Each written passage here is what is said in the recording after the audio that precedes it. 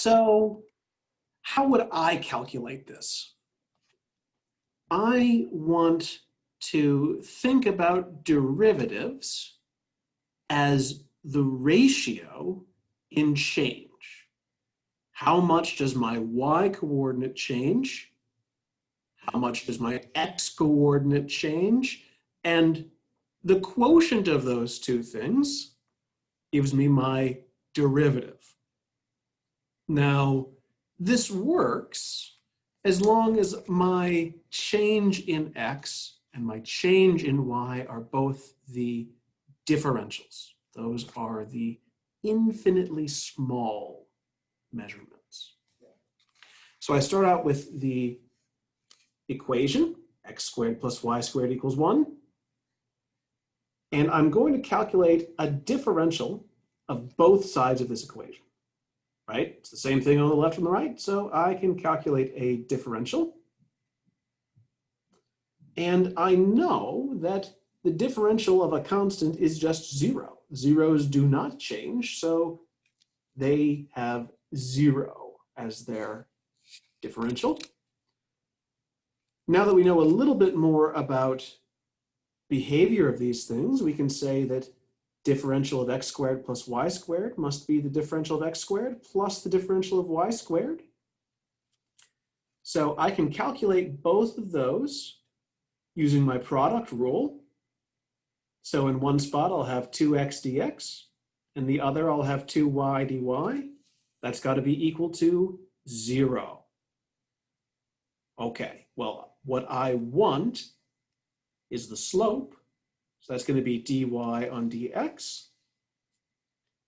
So I will just rearrange using some algebra. And that gives me the equation dy on dx is equal to negative x on y. That's my slope.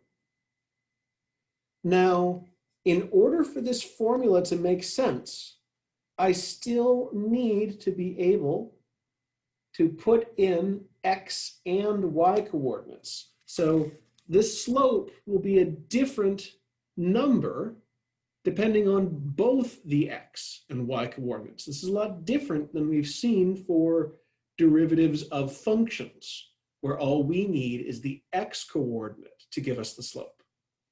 But this should make sense because in my graph of the circle, here it is again, the slope that I have is different depending on both the x coordinate and the y coordinate.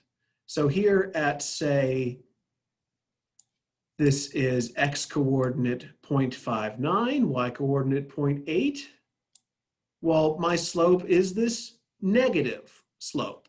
Maybe it looks to be about -3/2, roughly.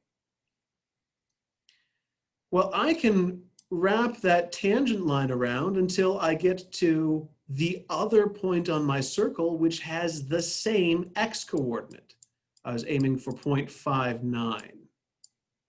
So hereabouts, maybe a little bit less. Well, notice that this time I have a positive slope, even though the x coordinate is the same. Well, what happened? The y coordinate is different. So the slopes for curves, which are not functions, require us to know both the x coordinate and the y coordinate. So I find this easiest to think about in terms of the differentials, and then solving for my dy on dx. And dy on dx is just the Leibniz notation for the derivative. Now, I'm going to say that all again using the notation of our textbook. The ideas are going to be the same ideas. We want to calculate the slope of something that's not a function. We'll be setting up the calculation a little bit differently, but in the end, we'll still have an equation where both the x and y coordinates are required to know what the slope is going to be.